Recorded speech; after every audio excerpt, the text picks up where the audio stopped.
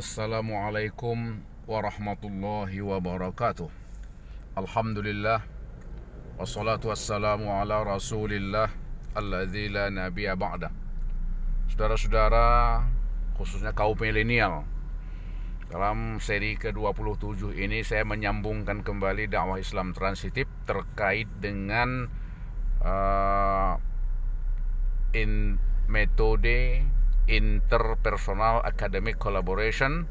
Yang saya contohkan kemarin adalah membuat sebuah iklan untuk daerah perkotaan misalnya, di mana iklan tersebut tanpa tiang, tanpa layar, tetapi cukup dengan mengurung atmosfer sehingga iklan itu dapat dilihat secara sempurna dan tidak mengganggu kebersihan dan kerapian kota. Saudara-saudara, hari ini khususnya generasi milenial, kita tidak dapat lepas dari yang namanya IT, informasi teknologi, yang hari ini berbasis digitalisasi. Nah, sebelum saya jelaskan lebih jauh, secara filosofis saya ingin sampaikan terlebih dahulu bahwa para pakar filsafat, pengkaji filsafat, membagi fase pemikiran filsafat itu ada 4 sampai hari ini, sampai abad ke-20. Pertama adalah apa yang disebut dengan nomosentris. Yang kedua adalah teosentris. Ketiga antroposentris. Nah, yang keempat adalah logosentris. Di dalam buku Islam transitif, saya telah menegaskan bahwa di era abad ke-21 ini, dunia telah memasuki fase pemikiran filsafat yang kelima, yang saya sebut dengan fase pemikiran filsafat digitalisentris. Mengapa saya katakan masuk? Sebab hari ini bahwa hampir setiap detik, hampir setiap bagian urat nadi kehidupan umat manusia, hampir setiap sudut, baik itu di barat, di timur, di langit, bahkan di dalam tanah sekalipun, kerja-kerja digitalisentris itu menjadi sesuatu yang tidak dapat dihindarkan lagi. Artinya kehidupan manusia amat sangat bergantung kepada proses digitalisasi. Bahwa digitalisasi, alat-alat digitalisasi, Android, HP dan lain sebagainya, ini tidak hanya mengisi separuh kehidupan manusia. Artinya separuh nyawa manusia itu berada di alat digital itu.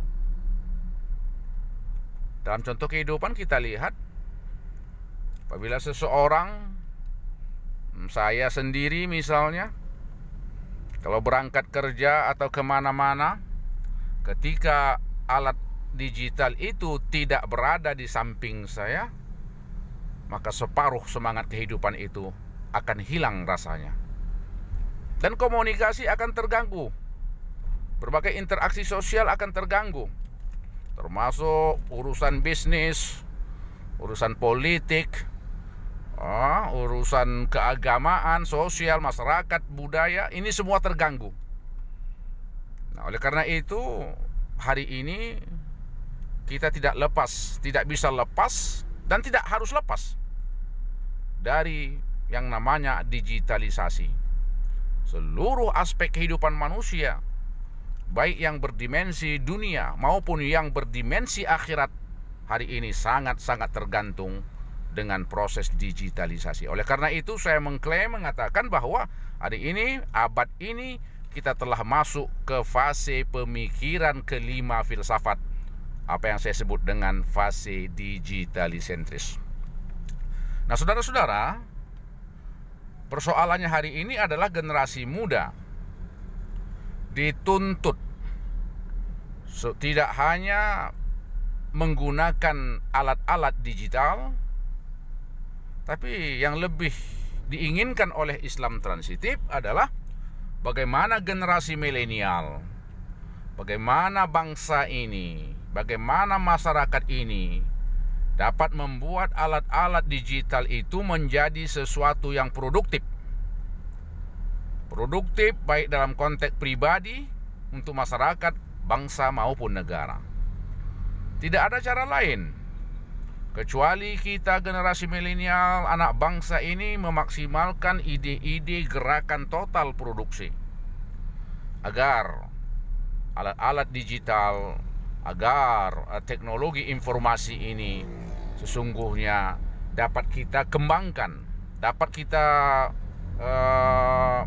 inovasikan, dan bahkan dapat kita temukan sesuatu yang baru setingkat dari yang ada kita miliki pada hari ini.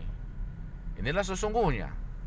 Sebab saya yakin jika anak bangsa ini, jika mahasiswa, pelajar, pemuda dan lain-lain mau saja berpikir ala Islam transitif yang terus bergerak dan menggerakkan, menemukan, menginovasikan, menciptakan dan lain sebagainya, saya yakin akan lahir ide-ide dan gagasan besar dari berbagai pakar IT yang ada di Indonesia yang mampu menciptakan sebuah produk baru di mana produk itu betul-betul dapat berkompetisi dan dipakai oleh umat manusia di belahan bumi manapun.